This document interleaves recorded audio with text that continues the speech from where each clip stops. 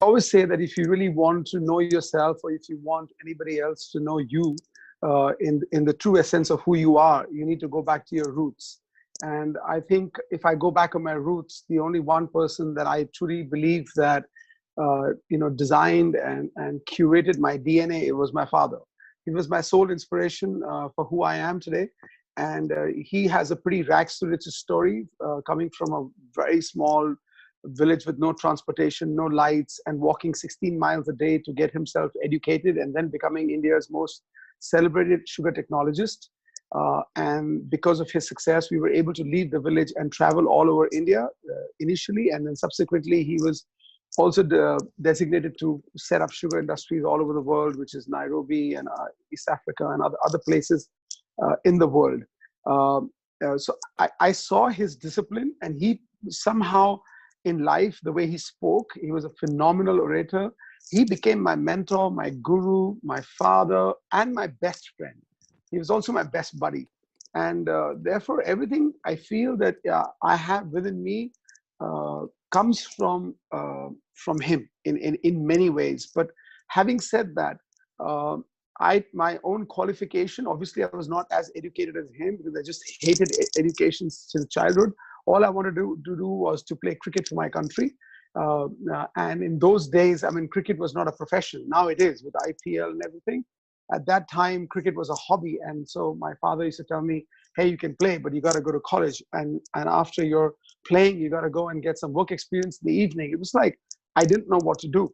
What was I going to do with my life? And in that journey, one thing I surely realized very early in life, that as a family, we didn't have money. And we were traveling in small cities of India, and then through to a natural calamity that took place in one of our small factories. When my father was a general manager, we were transported in trucks late at night into Mumbai. That's when I came to the city of dreams, which is our business capital and as well as the entertainment capital of India. So coming to Mumbai was completely not designed, but by default. And what I experienced gave me a single qualification, which is open-mindedness and good reflexes. So I'm an opportunist and I'm an expressionist. So I don't have any qualifications, but my qualification is that I see every opportunity as an opportunity sent by the universe to me, and I feel I should grab it with both hands. And that's what I did in my life. So when I couldn't play cricket for the country, I landed up raising $2.3 billion for Indian cricket. And I ensured that the entire Indian cricket team was represented by me alone. So I still played hobby cricket, but then I got in the middle of the mix. So this whole attitude of having an open mind and good reflexes really allowed me to flow with the tide. So when I graduated in Mumbai, I mean, I hardly graduated because I just barely passed through my education system. And I had to get a job, and I just couldn't get one. And my mother challenged me one morning that she was reading an Indian newspaper, and she saw this company called the Taj Hotels. And that is one of the most respected groups in India, the Tata Group. And she said, if you can get a job here on your own merit, then I will leave you on your own, and I will let your father also leave you to do your own sports and crap, but prove to me that you can on your own get a job. I went to the hospitality industry to get a job. It was a nightmare. There were 5,000 candidates. Only 11 were selected, and I was one of them. But I was a steward in the Taj Mahal Hotel, Mumbai, in the coffee shop. Not the Amsterdam coffee shop, but the real tea coffee shop. In India, coffee shop has a different meaning. So I was actually serving milkshakes and tea with a little bowl. And my salary was less than 30 pounds a month at that time.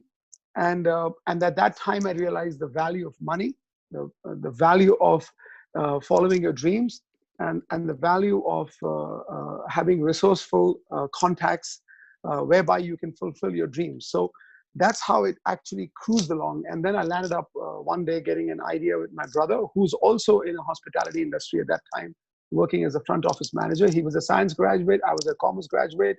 And then we both together in 1984 started an advertising agency, a small little pop-up advertising agency. We borrowed $8,000 from my father to get an office, which we returned to him subsequently.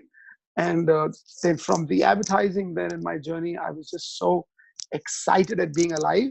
And I was so thrilled that every day I was getting like 10 ideas. I see every sunrise in the morning. I get up at 5 o'clock. I sleep 4 hours because I feel that we must sleep when we die. We'll get very long sleep.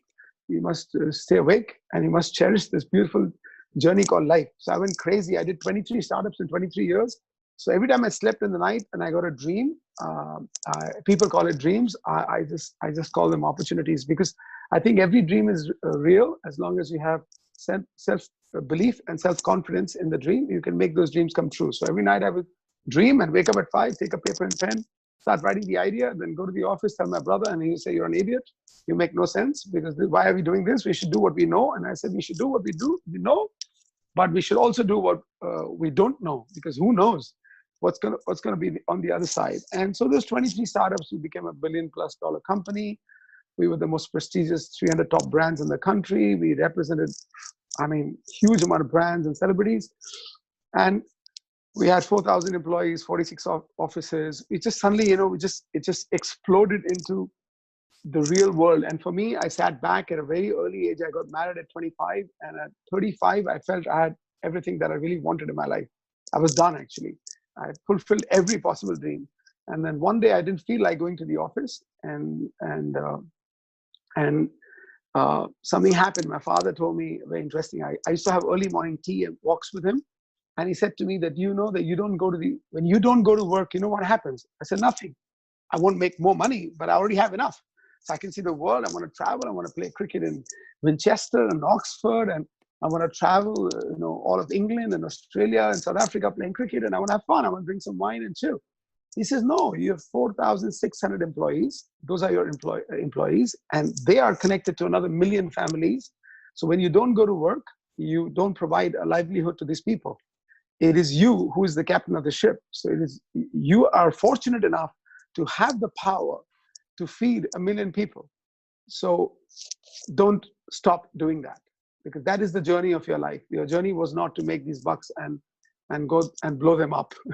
So very interesting ups and downs. But to be honest, I think it was that open-mindedness and fantastic reflexes which made me an opportunist and an expressionist.